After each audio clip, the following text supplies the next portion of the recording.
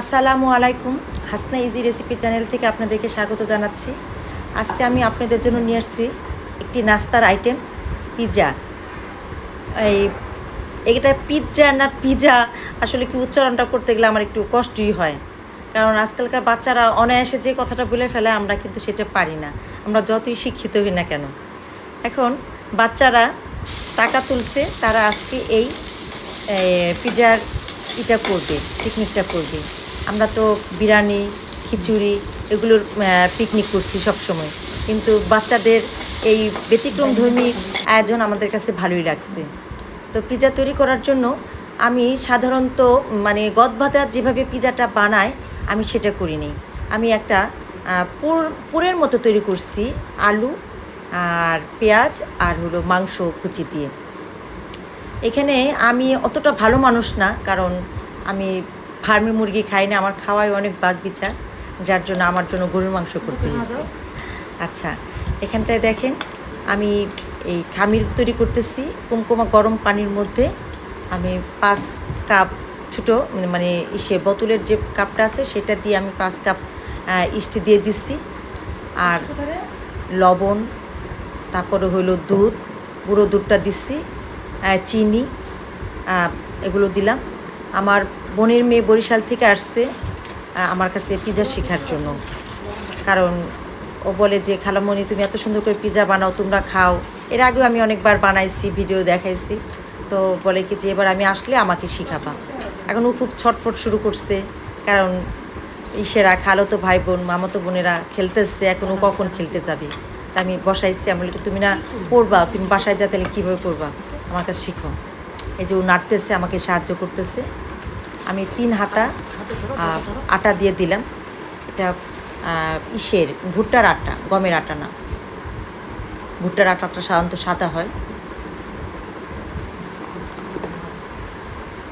এখানে আমি অল্প পরিমাণ তেলও দিচ্ছি, কারণ তেল না দিলে এটা শুষ্ক হয়ে যাবে। এটা আমি না, সবাই যখন পিৎজা তৈরি করে তখন এটা দেয়, তেলটা ব্যবহার করে।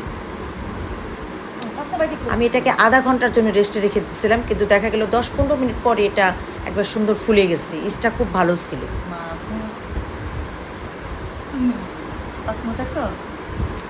আমাকে এই পিৎজা তৈরি করতে প্রত্যেকেই আমাকে সাহায্য করছে। তাসনুবা, তাকোয়া, তায়েবা, আরিশা, মুত্তাকি। আমার ছেলেকে দেখছেন, ও খাইতেছে, এগুলো তার খুব প্রিয় খাবার। সে ভাত মাছ এগুলো পছন্দই করে না, রুটি জাতীয় খাবারটা তার খুব পছন্দ। এই যে দেখেন আমার খামিরটা একটু নরম হলে আপনার পিৎজার রুটিটা খুব সুন্দর হবে, সফট হবে। খাবে তো তারা।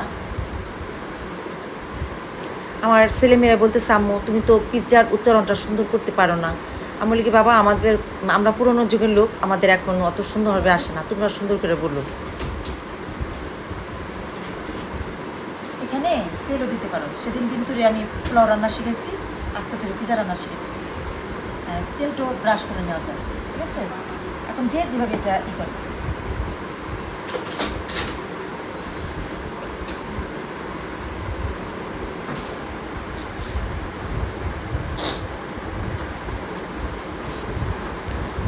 এই যে খামিরটা ফ্রাই প্যানের মধ্যে বসতেছিল না, আমি এর জন্য কিছুটা তেল ইউজ করলাম। তেল দেওয়াতে সুন্দর পুরো ফ্রাই প্যানের মধ্যে আমি রুটিটা সুন্দর করে বসাতে পারছি। 5টা রুটি বানাইছি, 5টা পিৎজা। তো 5টার জন্য আমার ওভেন ব্যবহার করতে হয়েছে। 3টা বানাইছি ওভেনে, আর 2টা বানাইছি বড় 2টা বানাইছি আমি চুলার মধ্যে। বেশ সুন্দর হয়েছে চুলার মধ্যে।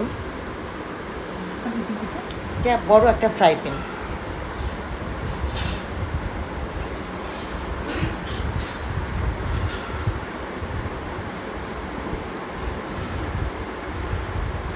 আমার ছাত্রীরা বলতেছে ম্যাডাম আপনার কাচ্চি বিরিয়ানি দেখে আমার আম্মু কাচ্চি বিরিয়ানি রান্না করছে। যাক, খুশি হলাম শুনে যে আমার রান্না তাহলে কেউ ফলো করে, আমার রান্না দেখে কেউ হয়তো শিখে।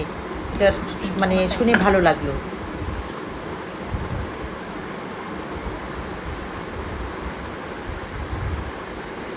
এই রুটিটাকে আমি কাঁটা চামিচ দিয়ে করে দিতেছি, একটু ছিদ্র করে দিতেছি, কারণ না ছিদ্র করে দিলে রুটিটা ফুলে যাবে, ফুলে গেলে পিৎজাটা সুন্দর হবে না।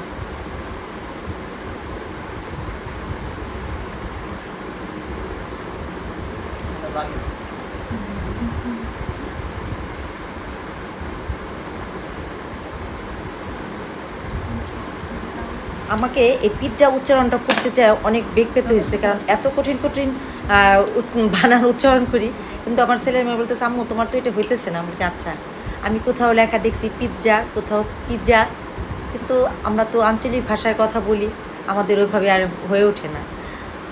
আমাদের যুগে আমরা পুরি সিঙ্গারা এই পর্যন্ত খাইছি, কিন্তু এখনকার দিনে তো নানা ধরনের ফাস্টফুডের খাবার তৈরি হয়, আর ছোটো ছোটো ছেলে মেয়েদের মুখে উচ্চারণগুলি বেশ ভালোই শোনা যায়, যা আমরা বয়স্ক মানুষরা ওইভাবে সুন্দরভাবে বলতে পারি না। এই যে আমি পুরটা তৈরি করে রাখছি, সেই পুরটা দিয়ে এখন আমি আমার পিৎজাটা বানাইতেছি দেখেন। আর আমার হাতে বানানো সস, আমি 1 বছরের সসের খামির ডিপ ফ্রিজে করে রাখি, তারপরে যখন প্রয়োজন হয় তখন সেখানে বিভিন্ন মশলা দিয়ে আমি আমার এটা কী বলে সসটা তৈরি করি। যদি আমার সসের রেসিপিটা দেখতে চান তো আমাকে কমেন্টস করবেন, আমি আমার রেসিপিটা দেখিয়ে দিলাম। এখানে দিয়ে দিলাম কিউব করে কাটা পেঁয়াজ, এখন ক্যাপসিকাম, লাল এবং হলুদ ক্যাপসিকামটা খুব কালারফুল।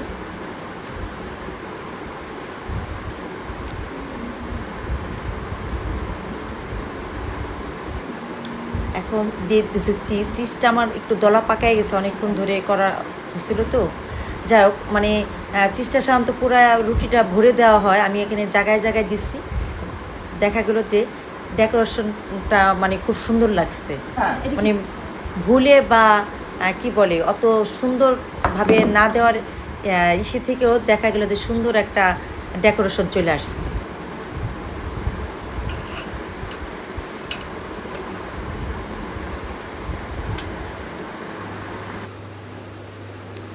আমি একটা 2টা পিৎজা চুলায় দিয়ে দিচ্ছি, আর এই যে এখন আমি ওভেনে বানাইতেছি। ওভেনের যে প্লেটটা আছে এর বাইরে তো বড় শেপ দেওয়া যাবে না, কিন্তু দেখা গেল যে আমার ওভেনের যে পিৎজাটা বানাইছি তার মধ্যে আমার গরুর মাংসের পিৎজাটা খুব মজা হয়েছে। এই যে আমার ওভেনের পিৎজাটা দেখেন দর্শক, আমার কাছে তো খুব সুন্দর লাগতেছে, বাচ্চাদের কাছেও লাগতেছে। এই যে আমার বোনের মেয়ে রায়দা ও পিৎজা করতেছে, ভাগ করতেছে সবাইকে দেওয়ার জন্য। আজকে আমার মেজু ভাবি দেরি করে ফেলছে, এই জন্য মেজু ভাবির কাজটা আজকে রায়দা করতেছে।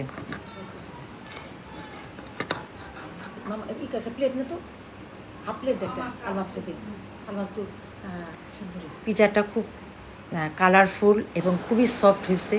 এই যে আমাদের 3 সখী, মানে এরা 4 জন, মানে কাউরে ছাড়া কেউ বাঁচে না, খুব এদের মধ্যে ভাব।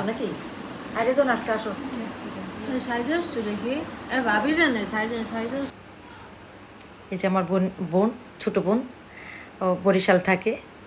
মজা এটা আমাদের বাড়ির কনিষ্ঠ সদস্য, আমাদের নাতনি।